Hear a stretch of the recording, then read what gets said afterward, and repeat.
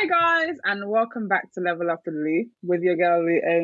And this is the podcast where we help you live your best life, pursue your dreams, and love yourself.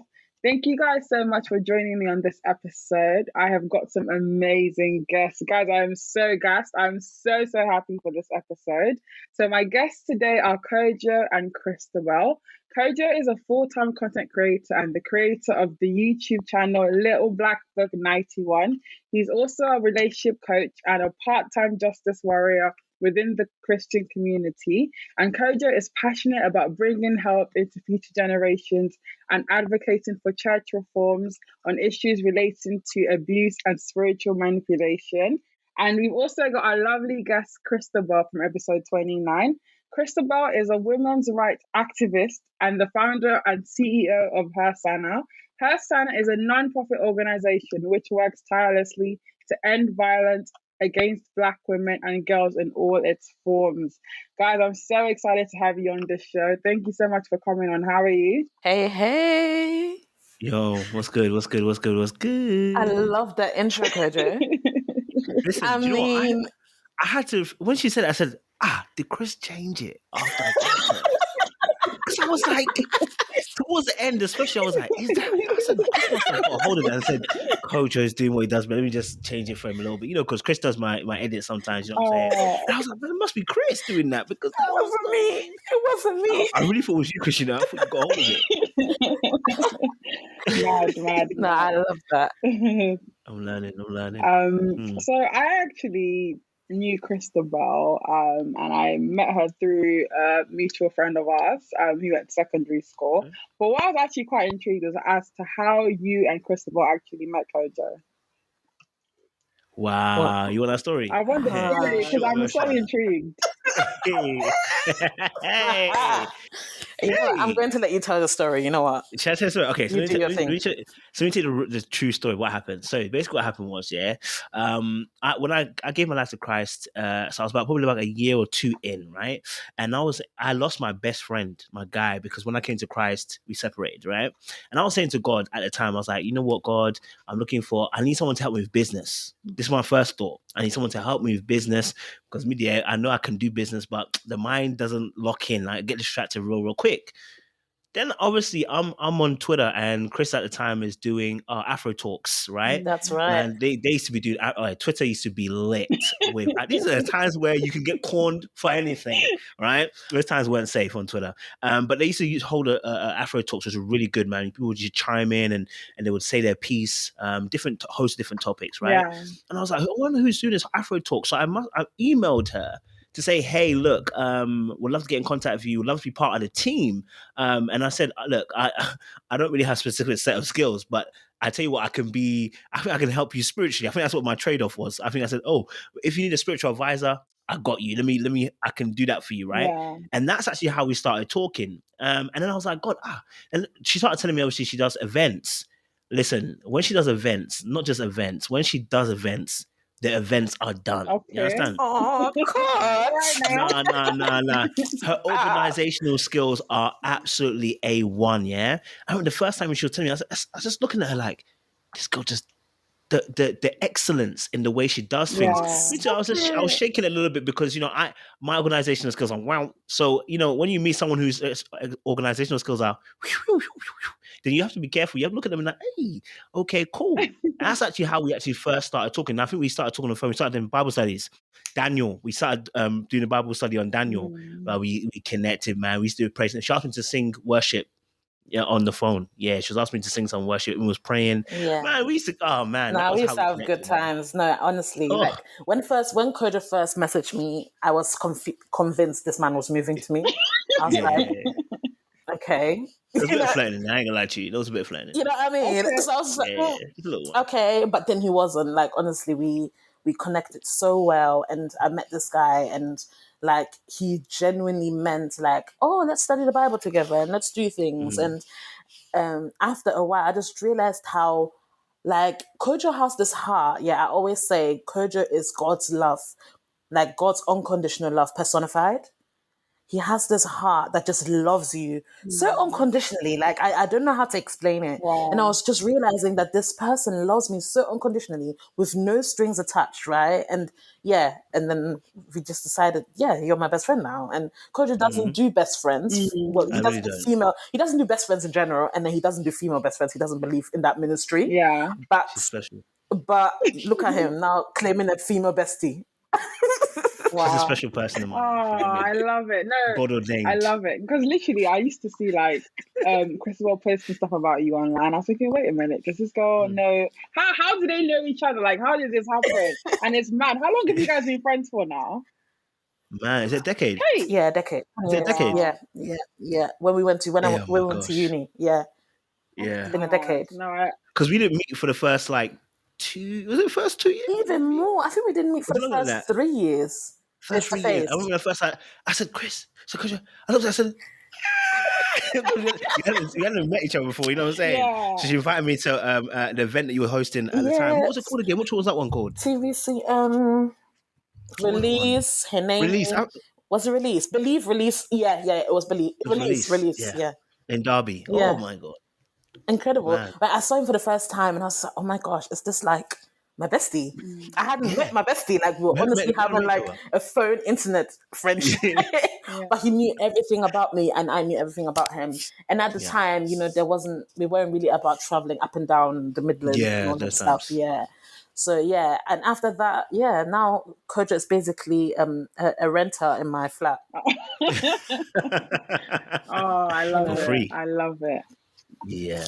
Oh man. Wow. Damn. That is a story. Yeah.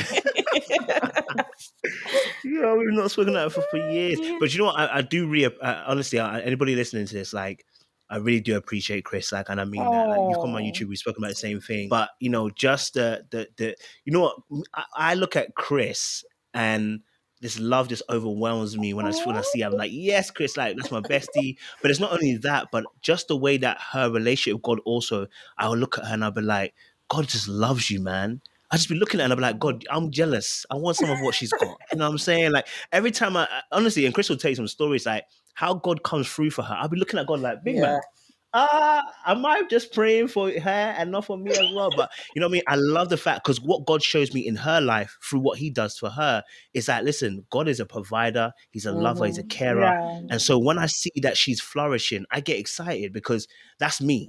Chris is me and Chris is, you know what I'm saying? Vice versa. So whenever I see Chris flourishing, and we've been through some wars, man, we've seen some things, we've been this close, been homeless. Wow, right. In the ghetto together, man. In the trenches, man.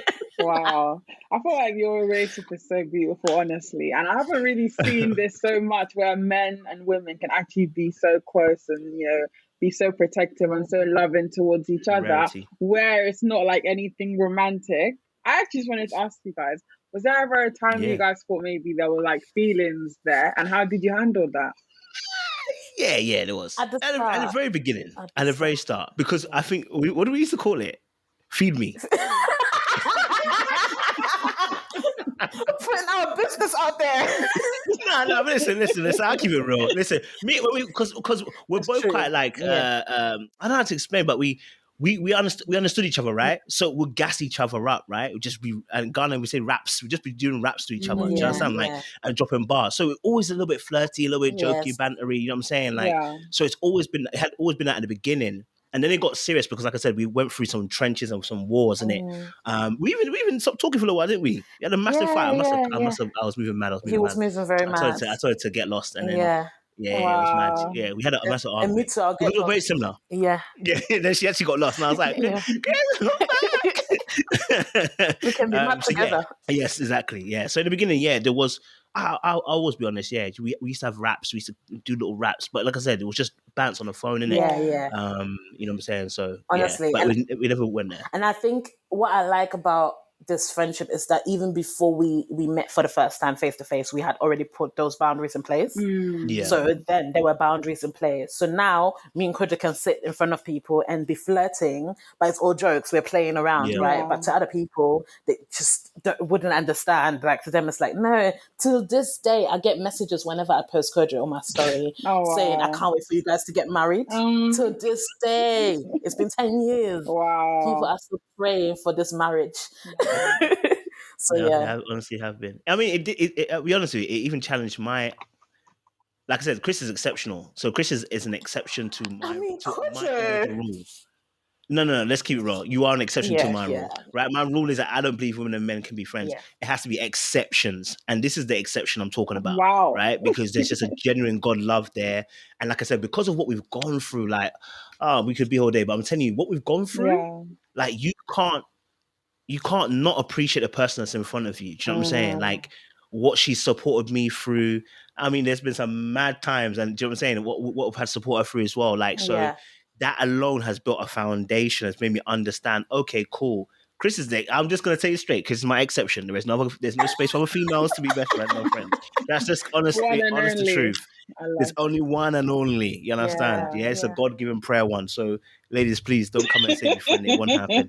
I'm screaming no, but I totally agree with what you're saying, Kurt. I think we've been through so much together, and you've been part of that life to an extent where our parents are familiar. Like, it's not just anymore just the friendship between us two.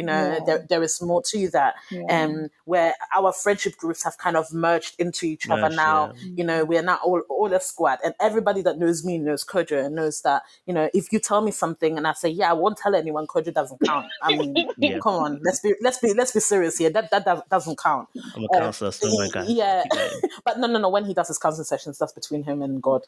But yeah, and I think we've built this beautiful thing, right? And sometimes you do think, like, I will be really honest. Sometimes I'm there, and when I'm looking at the ghetto of men available right now, and I look at Kojo and I'm like, maybe I should have just, maybe I should have. I don't know. Did we mess up here? Maybe should we have gone there? But then I remember that if I have met this person and he's so amazing in everything he does, and we have this beautiful friendship, then surely there's other people out there who are just come close. I don't think anyone can do Kojo, but can come quite close to what Kojo offers. Exactly. Yeah. I appreciate it, man. That's love. Yeah. Man. So I always say he's like my platonic boyfriend. It's a boyfriend. Definitely. That's why you became boyfriend if you have a platonic boyfriend. Yeah. You see that? Yeah, definitely. Cock block all the boys. Yeah, definitely. No, but do you know what? I appreciate Chris for even being raw, because I think people don't like when like this. So this is what I'm trying to say. Like what Chris just explained there, someone might be like, they might take it and run with it. Me and Chris have very honest conversations. Do you understand? So when we even say, "Oh, we flirt," someone be like, "Hey, they flirt." What do you mean? Like, it's like, listen, we just catch bants and jokes. Do you understand? Yeah. And we keep it absolutely real. Listen, we understand our boundaries. We know where we stand with each other, and we have very honest and earnest conversations. So even what she just explained there is a very earnest conversation. And that's why I said to you, this is an exception. Because there can't be anybody else, you know what I'm saying, doing that too as well. But yeah, I appreciate Chris for that, man. That's real. That's awesome. Christabel, what did you think when Kojo told you he was going to start a YouTube channel? You know what? I just knew it's going to bang, because Kojo is this outgoing person, right? Kojo's the person where we will go out together and I will say it's time for us to leave and we'll still be there for 2 hours. He's having conversations with people. Honestly, I get so mad. Like, we always fight when we go places together because I'm like, Kojo, we need to go. And it's not happening. But he's the kind of person who's outgoing, he's friendly. And you know what? Kojo has the heart to serve, and not just serve, but serve people, right? He wants to hear about your stories. There's people that ask you for your story just because they want to know information about you, or ask you about your story so that they can tell you about theirs, right? But Kojo is not that kind of person. Kojo genuinely likes hearing people's stories and likes supporting them through their journeys. And so I always knew it was going to be something that was infused with this coaching, counseling lifestyle of his and vision of his, but I didn't know how he was going to exactly infuse those two together. So the YouTube channel was always there. Mm. So even as we met, you had a channel, but I don't think that you had done a No, lot of work. do I have a channel then? I think so. When we first met? I don't think it was Little Mad No. Book, but it was something. It was something else. Yeah, it was something else. And so he had always done videos, even if it's not on YouTube, he was doing videos on Twitter at the time. There was other apps that Kojo was using to do videos and dance and tell stories and whatnot. So after a while, when he said, "Yeah, I want to take this thing serious," and I'm like, "Yeah, 100%." Like that's basically what our friendship is like. You want to take this serious, then it's not just your channel; it's my channel too. It's our channel. I always call it our channel. So so what do we do? What does the vision look like? And me and Kojo will sit down, we write these things down, we'll type these things out, and we did a vision plan, right? Wow. Yeah, man. I love that was levels.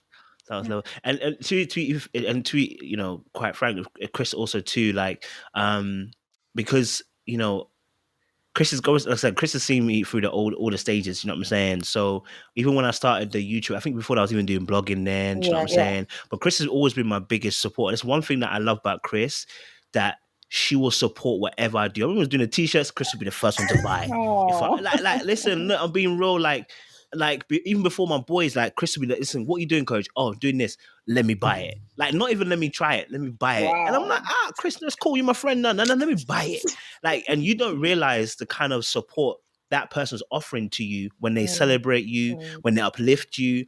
Even when I was even celebrating my 100 subscribers or 150, she'll celebrate with me. I love what I'm saying. Like, you know what I'm saying? You can't buy that kind of friendship. You can't buy that kind of support from somebody. And that's somebody who genuinely cares and loves you as if they love themselves. That Jonathan David bond, that's what I feel like we have. You know what I'm saying? Yes. Yeah.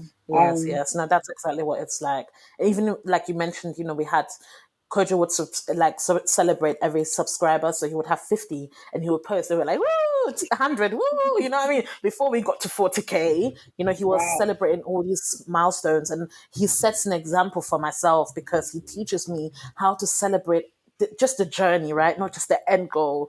And he enjoys it. And it's so genuine. He's not just doing it because he wants people to see us, follow us, but he's genuinely just showing how much he's grown over the years. And I can see that content. Until this day, I love that Kojo can come to me and say, "Hey, I'm thinking of trying something new for the channel." And we'll sit down, we'll discuss it, and we'll have genuine conversations about, is this going to work? Is this not going to work? What is it going to look like? And I think, not just for Kojo's things, but even for mine, all of my Hasana ideas go through Kojo first. Every single one of them goes through Kojo first. Before I started, the day that Hasana launched, Kojo was sitting in my living room, like making sure that he was here all the way from Birmingham. Like, he does not play with things like that. So I think, when he said first YouTube channel, I said, "Yeah, you're doing it anyway, you'll be fine." And then when he told me exactly what he wanted to do, I started getting really excited because I'm like, nobody is doing what you're doing. How Chris does it. Like, you're not doing, nobody's doing it. So let's think about it, how we're going to put this down on paper. And boom, now this is where we are. I love that. You guys are actually a dynamic duo. Let's talk. She's lit. She's lit. Yeah, let's talk about the journey, because this is a personal growth, personal development podcast. Let's talk about what personal development has looked like for both of you this year. How has that looked like? Have you had any challenges? Are there any things you've learned along the way? Yeah, man. Do you know what? There's so many growth moments for myself personally, but also as a friend of Chris as well. I think, like I said, Chris has seen all the journey steps. But what I love is that each individual. I remember was it 2 years ago? We were talking about the Mary and Martha year. We had a Mary. So basically, this is it. Yeah. Me and Chris. I've said this to Chris all the time. I said our destinies are tied because even the work that I do. Like I was, one time we had to even meet in Brixton one time. We ended up counseling one guy, and I said, "Chris, our destinies are tied." Like honestly, like the way God crossed our path, I said, "Nah, the work that you do, the work I do, it's not exactly the same, but it still links." But yeah, there's been major growth moments, and how it looks, I believe that God will always speak to both of us individually and then speak to us as a duo. Because I remember that year when you said the Mary and Martha year, Chris was reading a passage, like she read this passage and she got revelation every day throughout the whole year. That same passage, just reading it. That same passage, like she had so many revelations on that same passage. I'm looking at Chris like, Chris, isn't it not worn down? I was tired, man. But she just kept on getting revelation about it, right? And eventually it rubbed off on me, and I was like, you know what? I feel it too. Like, yeah, I've been doing up and down, serving this, serving that, and I've not really rested at Jesus' feet. And we just took that year and said, listen, we're not working. We're just going to rest. Do you understand? So a lot of our growth oftentimes where God will just begin to speak to us individually, but also as a doer and be like, hey, look, this is what I'm asking for you guys to do. Here's the next step. Here's where we're going to. This is what we're going to do. So the growth is personal, but it's also as a team, man. It's some phenomenal stuff that happens when we allow God to maneuver. And sometimes we feel low. This is not, I'm not going to try and make it like we are exceptional and we never thought. Listen, there's times where we're low. I'll call Chris like, Chris, I ain't gonna lie to you, I am not in the mood for Christianity. I'm not in the mood for Jesus. I'm in the mood for the Holy Spirit. Okay, right?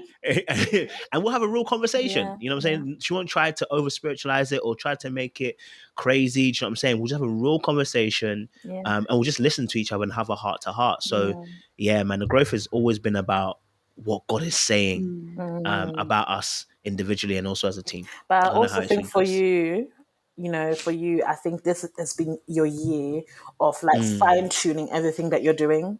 Don't you think? True. Like this has been your year of I have these ideas, I've put them out there, but now how do I fine tune everything that I'm doing already so that when you look at it, you see excellence, right? Yeah. And I think that's what you're doing this year, and I love it. Like where you're putting all your ideas, you're saying, okay, I'm doing all these things, but now how can I fine tune this and link it back to relationship coaching and counseling? And I absolutely love that I think this is your year of just, turning everything excellent. You're already doing it, but making sure that everyone else sees it. And I think this is what I'm getting from you this year. And I love that you're being patient with yourself this year as well. I think when you first started, it was a lot of, I need to create this content. I need to put these videos out. I need to survive. I need to pay bills. You know what I mean? So, they want to put like 80 videos out in that month. I used to call Kojo and be like, how many videos can we watch in one day? Chill. I said, you watch all of them. You watch all of them. You know what I mean? And I would go through all the videos now. Add a like every single video. I have to go through all of them and add a like. And I think, this year is like a year where he's still working. His work rate, oh my gosh, I've never seen Kojo's work rate before. His work rate is crazy, but he's resting. He's resting. This is the year where he's resting. He's realizing that I cannot come and die.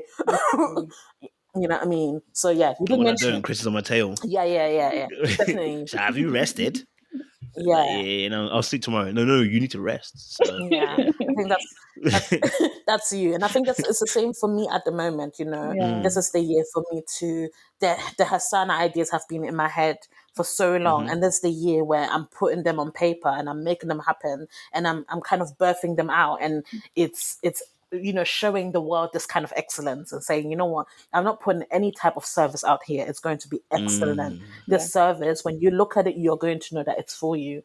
And I'm learning to rest as well, just like Kojo. Come on. As much as I will be telling him to sleep, but I can work till 4 a.m. in the morning and wake up at 7 a.m. in the morning, right? And so this year has been about taking a few days out every month and resting as well, and knowing that, I'm like the other day Kojo called me, and it was actually yesterday, and he was like, what are you doing? I said nothing. He was like, nothing. I said nothing. He was like, nothing.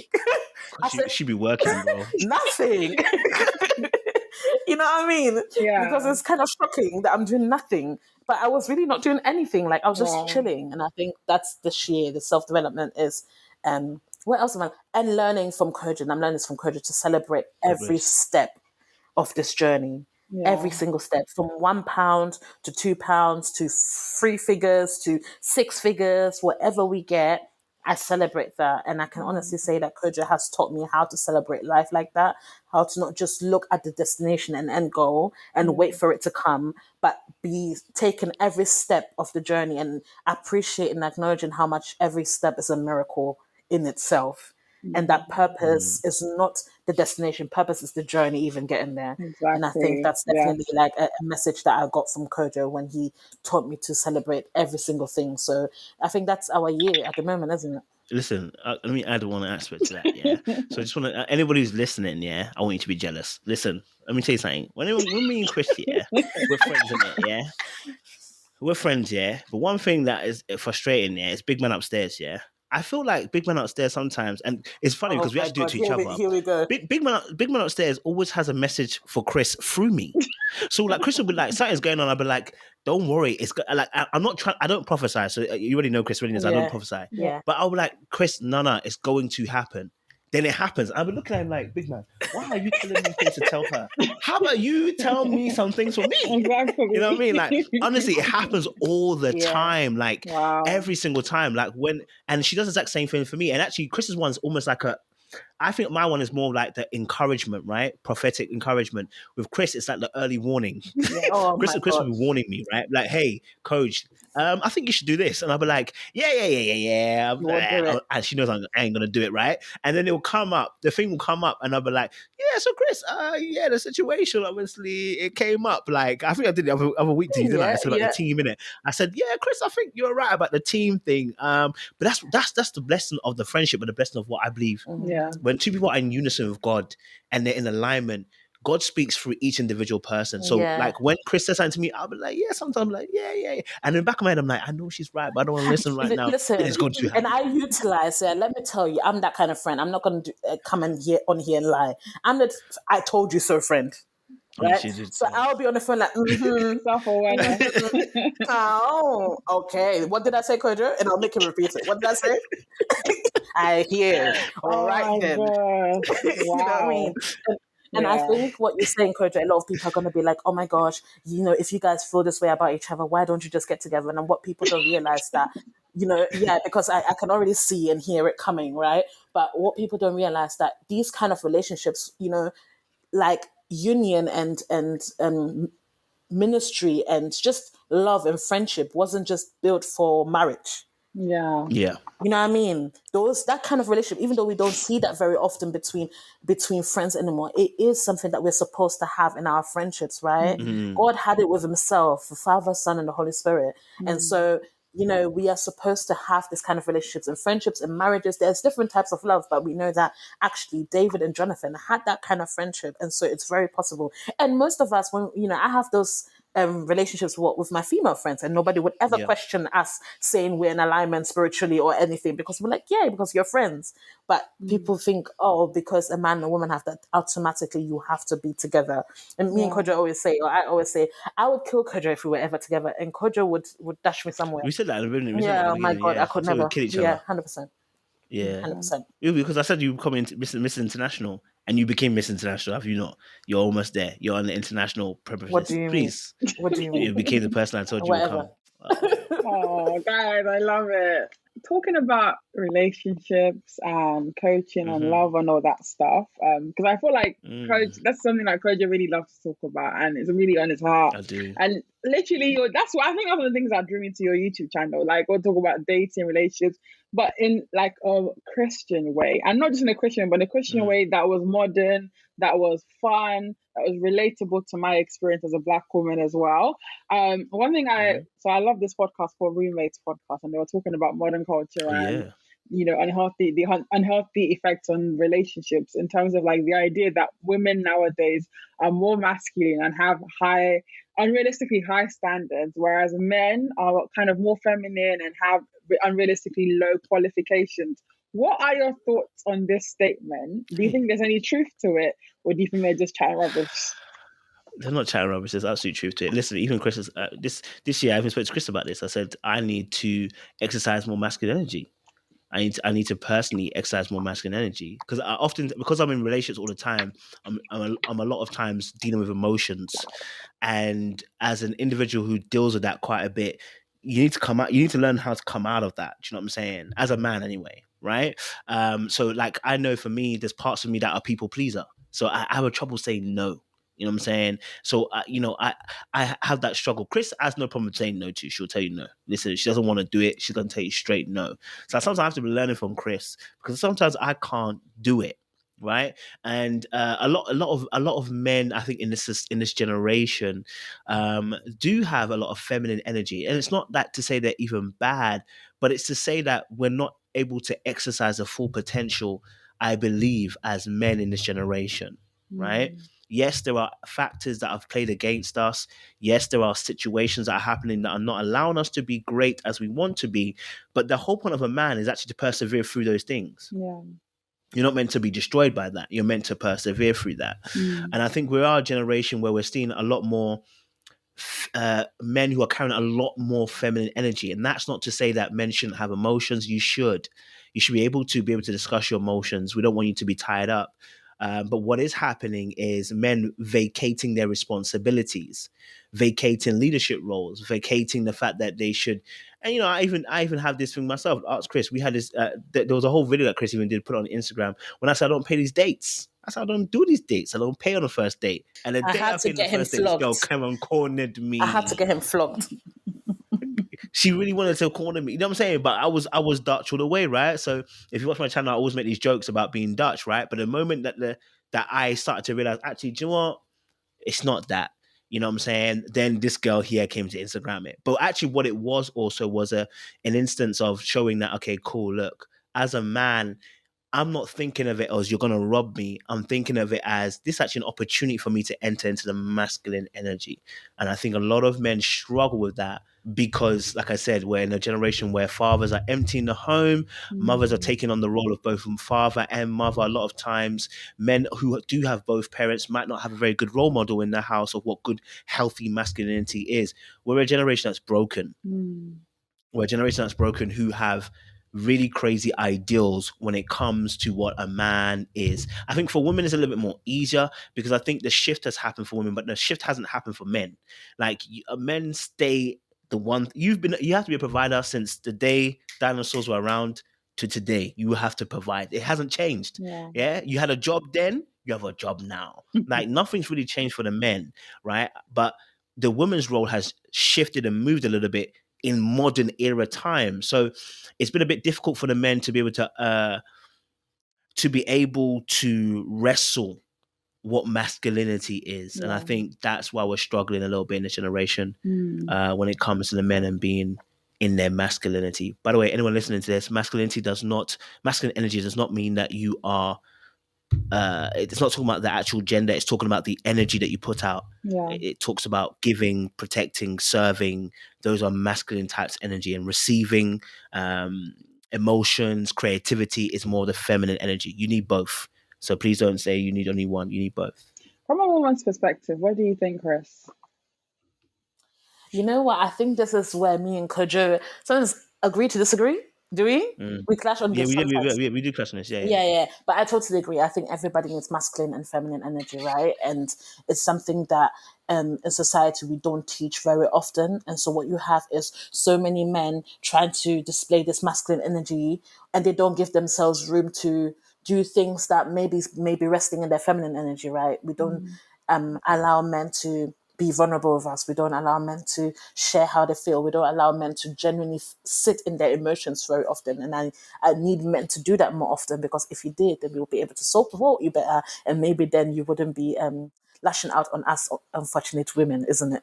But I think we definitely do that. And then at the same time, I'm just like, women are out here upgrading, upskilling, like you said, you're right.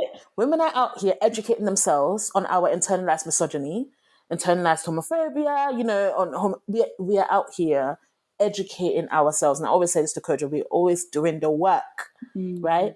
And then we're still expected to date men who do nothing, who are not doing the work, who are not educating themselves, who are sitting there and saying, I'm masculine, I'm an alpha male, so I don't need to do any of these things. And I think that's where I'll be dragging these men definitely all the time, because I just don't. I agree with that.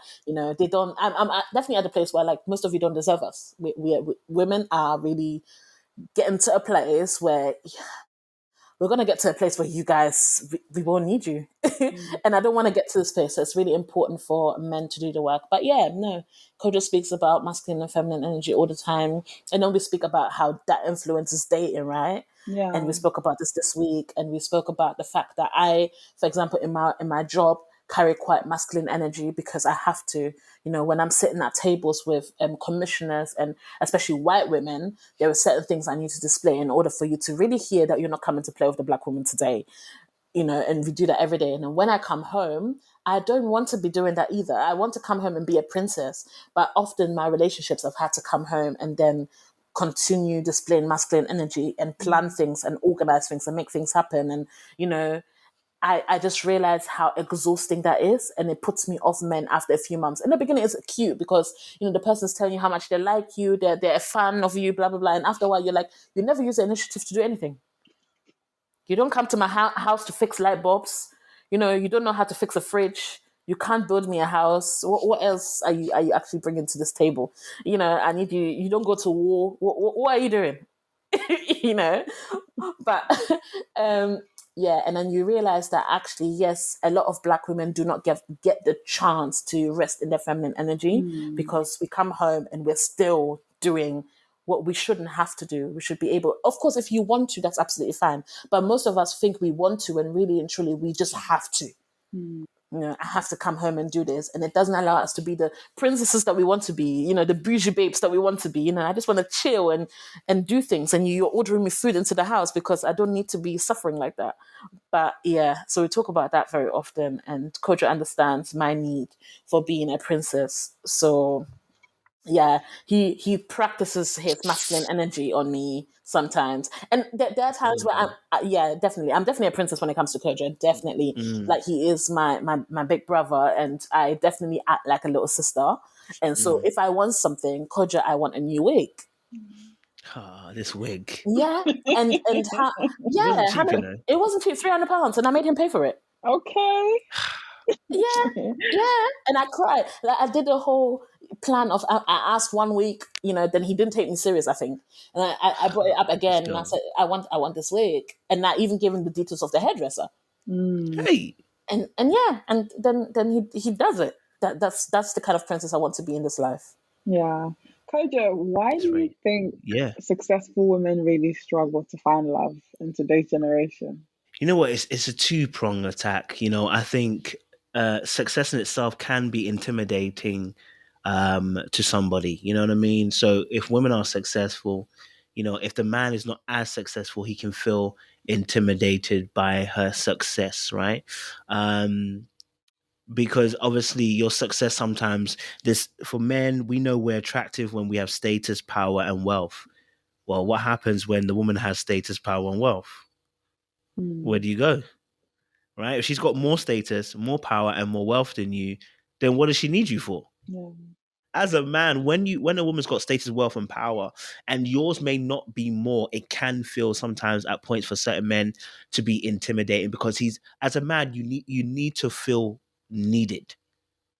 Right? Men want to feel needed. This is why when you see the TV show and the wife is struggling to open the pickle jar, let me tell you something. If he wasn't there, she could open pickle jar. She don't need him to open the pickle jar. She's just making him feel wanted and needed. Change a light bulb. She could change a light bulb if she wanted to, right? But she asked him to change the light bulb because it makes him feel needed. Yeah. Do you know what I'm saying, right? Yeah. So it's successful women sometimes struggle because, as Chris was saying, when you're in the work world, the corporate world, first of all, you have to be masculine energy as much as possible because the world out there is full of masculine energy. They will chew you and spit you out so quickly if you're coming there with feminine energy because it's all about executing. It's all about logical analysis. It's all about making sure that, you're objective. Those are masculine energy, not traits of a man, energy. And when you do that in the workplace, it's fine. But when you come home, as Chris was saying, it can be a struggle. The switch over, the code switch now to change the energy over sometimes can be difficult for some women. And the switch might not happen all the way through, right? So you might enter some of your femininity, but not all the way because, again, depending on certain factors, maybe the man is not as masculine. It may make you feel like you don't want to go all the way into your femininity, right? Or maybe the man is masculine, but she struggles to let go because she lacks control because, there can be issues in the past, etc., etc. So I really think with successful women, it's difficult because, like I said, men, we are prideful and egotistical and we're entitled. And this is no beef to men. I'm just so men don't come after me.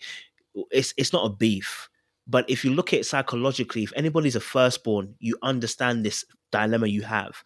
When you're firstborn and your secondborn tries to usurp The slap that you give that person is different, cuz. Yeah, don't try me ever. Yeah. Right? So if you can understand that, then you understand what happens to men when they're dealing with women. Wow. When women are going past them, it feels like that to them. That you're usurping us. Mm. Do you see? So so a lot of men are struggling with the change in society because the actual role of a man always falls upon what can you provide? Well, what can I provide if you already provide for yourself? Okay. If you earn 100K and I earn 100K, what do you need me for? Right? I know someone will probably say, no, but I want you to care about me, love me. Yeah, but what do you need me for? Really? Because to be honest, the main job of a man, as we say in society, is to provide financially, right? Obviously protect, but most of us are not in that kind of danger all the time. So, no dinosaurs are running after you. So the other aspects of it is literally comes down to financials most of the time, and how we perceive that to be power in a relationship. And so for a lot of men too, when they meet a successful woman, if they're on the same level, there's a fight there. There's a fight there. So yeah, I think if anyone's a successful woman out there, try and focus as much as you can into your femininity when you're in a relationship. Yeah. Right? Chris, that's what Chris does to me. That's what I've told my sister to do to me. I said, listen, when you need something, don't become independent. Don't do it. Right? Because if you do that, I'm going to think you've got it. Right? And then I can't help you. Yeah. Right? So a lot of successful women, if you're there and you're saying, listen, I've told Chris the same thing. Damsel in distress. Oh, you need to play it. You need to play it. Right? Because just imagine this. If you're driving down the road and you see someone already fixing their tire, you're not about to stop your car and help them fix a tire. Now, if you see someone there struggling, they're not sure, they're looking at themselves, hey, I'm not sure. They're looking at a tire like they're confused. Now, you may stop because you see they need help. And it's the same thing with relationship. It's a dance. I'm not saying women become incapacitated and don't know how to do anything. No, it's a game. Yeah. It's a dance. Okay, so you have to show me. For instance, even if we earn the same amount, you have to almost. My last ex-girlfriend did the exact same thing to me, and I learned so much from her in terms of the way that when she was doing certain things, it drew something out of me. Right? That's why girls do this whole baby voice. Isn't that why you do the baby voice? It's actually to soften the man and make him, because naturally, as a man, when you see the baby, your natural instinct is to protect. So when she puts that little baby voice, baby, baby, baby, baby, all of that stuff, yeah, it's psychological. It's making me think, she's been a bit of a babe. Okay, let me help her out. Or, I'm saying, oh, babe, can you just do this for me? Like, that elicits the protective provider in the man to want to do those things. When you say, I got it, then you've got it. Then you have it. And the man won't help. So any woman who's listening to this, I'm promising you now, trust me, you want men that are going to be more masculine, you have to enter more femininity. Sometimes the pickle jar, you can open it. But babe, can you open the pickle jar? That's so true. Let's talk a bit about the Christian dating market, guys. Because I feel like there's so much work to be done. I feel like, this is just my opinion, I feel like there's a lot of emphasis on women being prepared for marriage, but I don't really see it for men, and I don't know why. And then I also believe that there's this some sort of thought that people have, especially women, that God will bring your spouse to you and you don't have to do anything. So let's talk a bit about that. What do you guys actually think about the Christian dating market? Do you guys feel like we're in trouble? Do you feel like there's work to be done? What do you think, Chris? It's the ghetto. We are in the ghetto, guys. We are in the absolute ghetto, and it's a mix of both, right? First of all, there aren't enough men in the church, right? What you have is a group of men saying what they want. So they're saying, we want a woman that's a virgin, or we want a woman that does this, and she's God fearing, and you'll most likely find that. You will find that, but women don't find their match. And like I said, we are upskilling right now, right? We are educating ourselves. And so it gets even harder. The pool gets even smaller. The fish in the sea are almost extinct at this point. There are none. And I think because we're not finding these men in church, and when I say these men, we are saying God-fearing men, not people who say, I'm a Christian, but genuine people who practice, relationship with God. And I think it's really, really tough. And so, and then you have women that do genuinely believe that I should never chase a man. I should never DM a man first. I am not one of those. You can ask Kojo. I shoot my shot all the time. And Kojo, Hey. yeah, definitely. And Kojo teaches me how to even, so I shoot my shot. But then also, again, like Kojo said, I'm a very get it done person. And he had to teach me how to be a damsel in distress because I wasn't. So, he's teaching me like the most feminine ways to go about it rather than, hey, can I have your number? You know what I mean?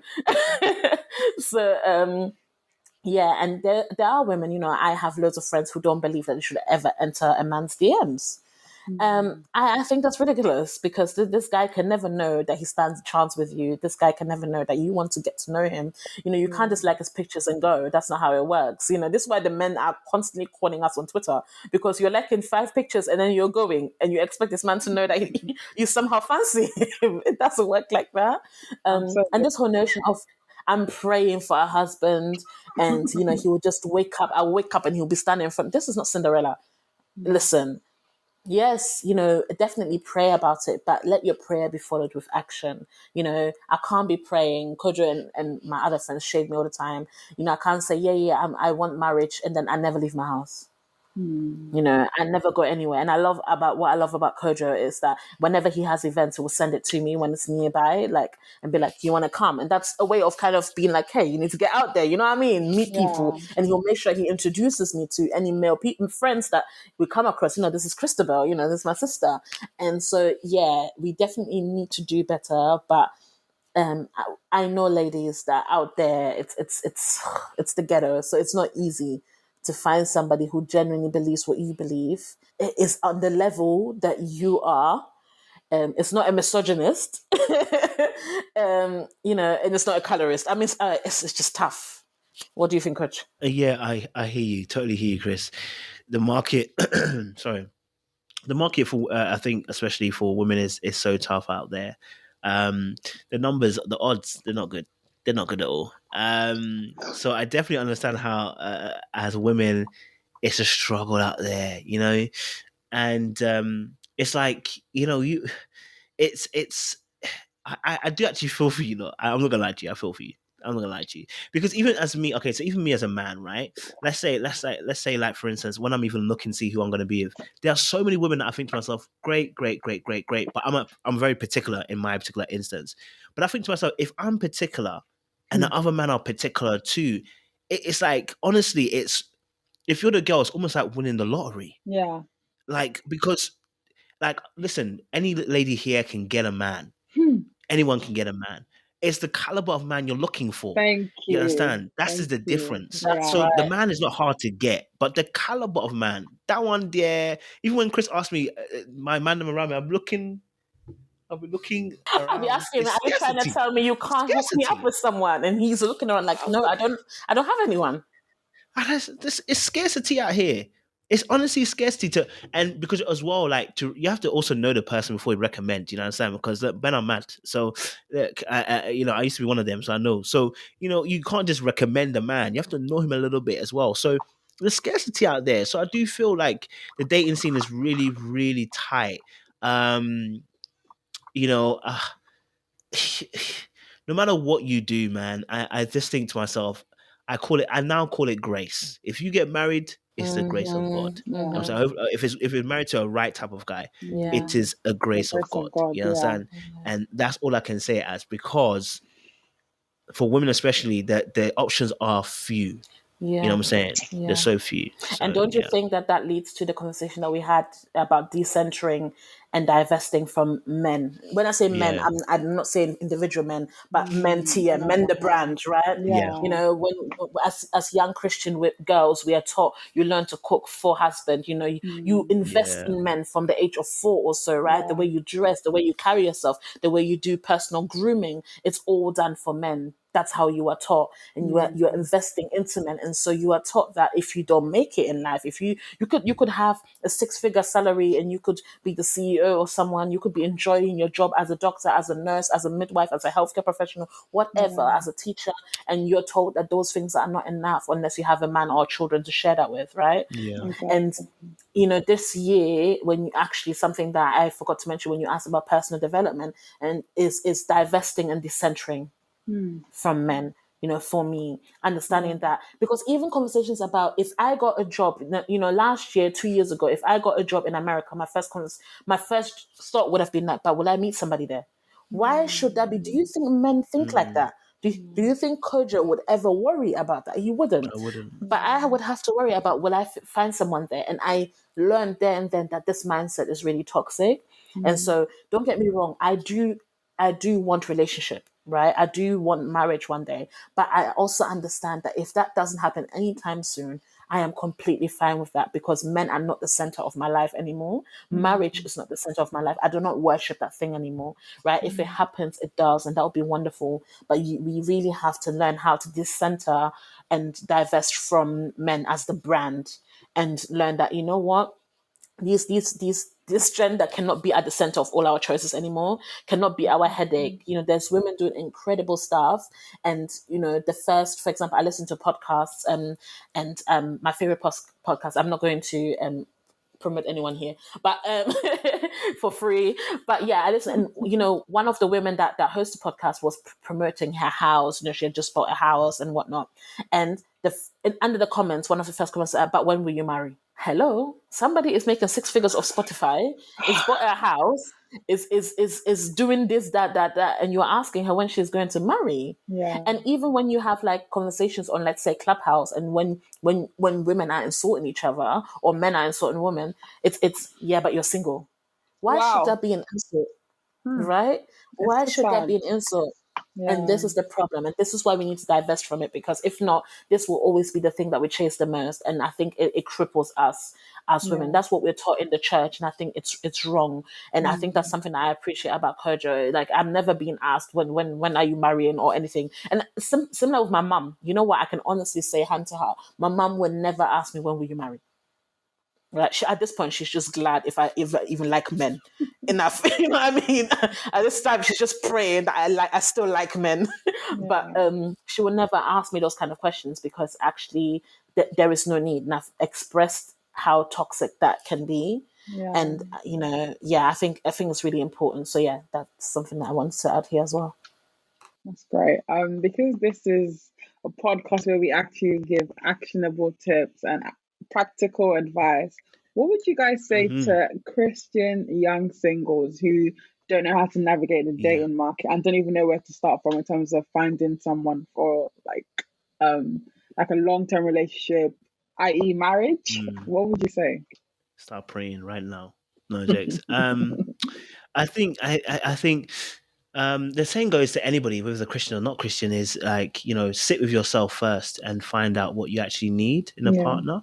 And you can only know what you need in a partner if you know yourself and actually know what you need. You know what I mean? So I think, Christian or not, you need to know what you need in a partner, so that when you get there, you know exactly what you need. You see, you can only assess through the lenses of the knowledge that you have. If you've never sat with yourself and know what and have knowledge of self, when you are looking for somebody, you're not going to be able to check off. You're not going to take a checklist properly. You have a very flimsy checklist, which is he 6 foot? Is he or she got breast or bum? Has he or she looking like Kim Kardashian? Please, that's not what you should be looking for. But I'm just saying, like, you know what I mean? Like, you just have these very shallow ideas of what you want in a man.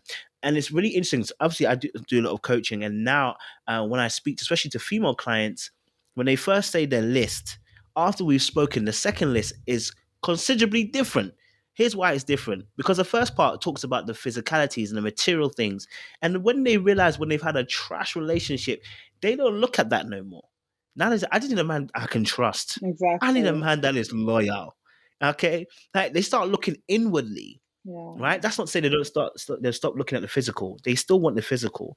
But what they realize is the content of the individual is so much more important. So maybe the looks can kind of shift a little bit, but I definitely need the X, Y, and Z. So anybody who's going to be dating out there, please sit with yourself, know what you need, and know what you personally want in a relationship and from a person, so that when you get there, you meet that person, you can qualify or disqualify somebody appropriately and not be hanging and being like, oh, I'm not really sure because, I'm a little bit desperate and nobody's coming, and he ticks one or two boxes. He takes one or two boxes that you put on your list that is a need. Don't play with yourself. It's called treason when you do that. Don't betray yourself like that. You understand? Yeah, Yeah. yeah. What would you say, Chris? I definitely agree. I think I know that Mike Todd told us to rip up our list and all that stuff, yeah. But you know what? You need to have a list. Have a Yeah, you I'm need list. to have a sorry. list. You need to have a list, and you need to have a list about things that you need for yourself as well. I think, Yeah. this year I started reading All About Love by Bell Hooks, and it talks about love and things that we actually don't have, and you just don't realize how much you didn't know love. That most of us first came across love in our friendship circles, right? Not from our Wow. parents, not from these kind of things. Like our idea of love is very different. I think we need to sit down and start looking inward, like Kojo said, and find out what you need. And like Kojo said, for me, that was admitting that I needed, love, Yeah. unconditional love, right? You start looking at that, and I just realized that, oh my gosh, I need somebody to look at everything I've been through in life, the trenches, and still love me regardless, right? I need them to see me and still love me regardless. I need to see past my mistakes and still love me regardless. Not to say that they tolerate everything I do, but they love me.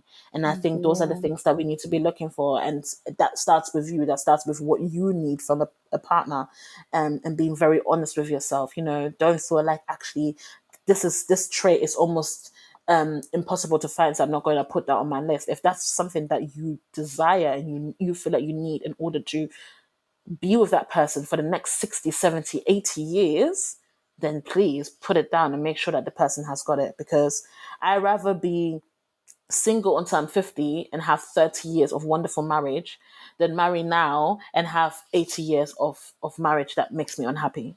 Right. Yeah. That's not what we're doing. So yeah. But look for what you're looking for and then compromise. I think especially as Christian women, often what we find is that we will compromise and we'll be like, you know what, there won't be anybody else. And me and Kojo have had this conversation, yeah. Every time I'm breaking up with somebody, I'm like, but what if there is no one else? And Coach was like, nah, there will be somebody else. And I'm like, but what if there's nobody else? And he was like, then you'll be fine, innit? And so what? Will I die? You won't. I won't die. So Yeah. what if there is no one else? Then I will learn to be really great with myself and the friendships and the community I have around me, right? Yeah. And so yeah, I think that's the advice I would give anyone. And get out of your house, please, to visit Thank you. people. Please, I was just gonna mention Please that. be Guys, active. your spouse Ah. will not find you in your house. You need to get outside. Yeah. Live This life, summer there's guys. so many events going on. Lockdown is lifting soon. Do you know how many plans there are? There's so many things, right, that people have planned. So many people are going out. Go and meet them there. In fact, even little events like if you're Christian and you definitely only want to go to Sunday Christian events, even Maverick City is coming to the country. Do you think do Hey. you think about who's gonna be at a Maverick City concert? Okay, that's When's all that I'm. happening? When's that happening? Don't worry, I got you, babe. I I got just you. want to open my eyes and see the one. Link That's You know all. what up. I mean? Link up. Let's do it, guys. Let's do it. Please don't block your own blessing by staying Thank inside your you. house. Go out. Exactly. Oh, guys, I really enjoyed this episode. I wish we could go on for so much longer. But before you guys leave, what is one piece of encouragement or inspiration you want to share with the audience listening? I would just say, listen, get you a true friend, man. Get you a true friend, man. It makes all the world a difference. Yeah. If you have to pray for it, you have to do whatever you need to do. Get yourself a true friend. You want someone that's going to support you, love for you, care for you, ask unconditionally. It's not kind of compete with you. Listen, some of you, most of the women, I don't know what kind of women that you are encountering. You have these women that are competing with you, trying to copy you, trying to be like you. Those friends, release them now. In fact, listen, if you are here listening to this, you say this prayer, Lord, those who are not for me should leave. I know some of you are afraid to pray that prayer because you know the friend that's Oh right next my to you doesn't really God. like you. Pray the prayer. Let that person leave. They are enemy of progress. You know what I'm I'm actually saying? They finished. are I'm ops for you. done. You know what I mean? Like, honestly, like true friendship can actually really, because a lot of times, like I said, like with life, as Chris was saying, even I'll just quickly just touch on this. The what did you say? That divesting from men, right? If I don't want men to take it the wrong way, but like you have to understand that, especially in Christianity, we don't even properly teach singleness. We teach it like it's as a disease that you're gonna overcome very, very quick. You're gonna overcome it hopefully in the next few years, right? Yeah. And yet when we talk about Paul in the Bible, he actually tells you, listen, I'd actually rather you guys stay single. Because y'all don't know what you have to get into if you get into marriage, right? And yet we don't teach like that. We teach it as if, well, some of you are single. There is, some of you need to start cooking. Some of you don't know how to wash dish. Some of you don't know how to take care of a man. That's why you're not single. No, that's why you're not. That's why you're single. Not that's because you're not married. That's why your marriages are not working too. It's like, no, we need to focus the conversation on actually being single, content. Then, if God should allow, and it should be His will, someone should come in your life, because marriage is not a guarantee. I know some people really do believe that. No, I remember I had a conversation with someone Christian said, no, marriage is my guarantee. I said, no, it's not. Salvation, after you got it, after that is dependent on what God has for your life, but don't guarantee for that, because it could be disappointment. But I really believe that first of all, it starts off, please get some good foundational friendships, because when people have gone through stuff in their life, I'll be honest with you, getting a man or a woman, it's not going to solve those issues. Never getting a friend necessarily is going to solve those issues, but what it will do is give you time to work out some of those issues, because there's unconditional love there. That love is not unconditional in a relationship. Because if you move clownish in a relationship, you will be single. Do you understand? Whereas with your friend, they can have that unconditional love for you. Do you understand? Because they've grown to understand you. So please, my one advice to anybody listening to this, get you a true friend. And if you're not sure about that friend, start praying, Lord, those who are not for me should leave. Amen. You might lose a few friendships. Amen. No, I definitely agree. I think friendship is such an important thing. And on top of it, allow yourself to be vulnerable, because I think you can only excel in that friendship and get to a place of unconditional love if you are actually sharing things that have happened to you and sharing yourself with that person, right? And so, I think we keep our cards very close to our chest, especially if we've experienced things that are very traumatic, or we've done things that are very traumatic, and don't keep that to yourself. If you do have somebody that you trust like that, trust today that they love you like that, and that you can share that part of yourself with them, and that they will love you unconditionally, right? I do think that a lot of people have Kojos in their lives, but they don't know it, because they haven't tried sharing themselves with them yet, and I think it's really important for you to get to that space where you might have this friend that you love and trust, and you know what, maybe today is the day where you try and share a part of yourself. It doesn't have to be a lot of it, as much or as little as you feel comfortable sharing, and see how that goes. Put yourself out there with that person, give them a chance to be that friend for you that loves you unconditionally. And I want you all to experience that kind of love, because God, I can't describe it. That's the kind of love that God talks about. It's so rare. So yeah, definitely. And that comes by. And if you don't have that kind of person, then definitely, you know what, I do believe that friendship is something that is definitely guaranteed to all of us. We all have friends, and so please do make it a prayer point for God to send good friends into your life, because as much as me and Kojo are best friends, we also have additional friends in the squad that are also quite phenomenal, honestly. So yeah, definitely, I would definitely say do that. That is awesome. Thank you guys so much for coming on the episode. Before you guys leave, how can the audience connect with you and get to know you guys more? Well, you can find me on YouTube under the name of Little Black Book 91. That's You right. can find me on Instagram too as Little Black Book 91. On Twitter, I believe it's underscore LBB921 as well. So yeah, that's how you can connect with me. Or you can send me an email if you're looking for any coaching from somebody, littleblackbook91@gmail.com. You can also find me there as well. Message him. Thank you. How about you, Chris? You can find me on Instagram as Cbell, or on Twitter as Cbell, and you can find Hassana on all platforms as Hassana CIC, and you can find our website on www.hassana.org. Awesome. Thank you guys so much. And I don't do YouTube, because Kojo's channel is my channel too. Yay! Before we leave, Kojo, can you just do your intro, please? I would love your intro. Which one? Hold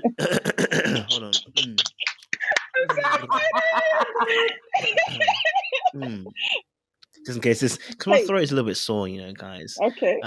But yeah, I can do a little intro for you guys. Hey guys, and welcome to Little Black Book. You know what time it is? Hey, thank you so much. Awesome. I love it. All right, guys. Thank you so much for listening to this episode of Level Up with Lou. Let me know your thoughts. I hope you enjoyed this episode as much as I did. I will catch you guys on the next episode. Take care, everyone. Bye. Bye.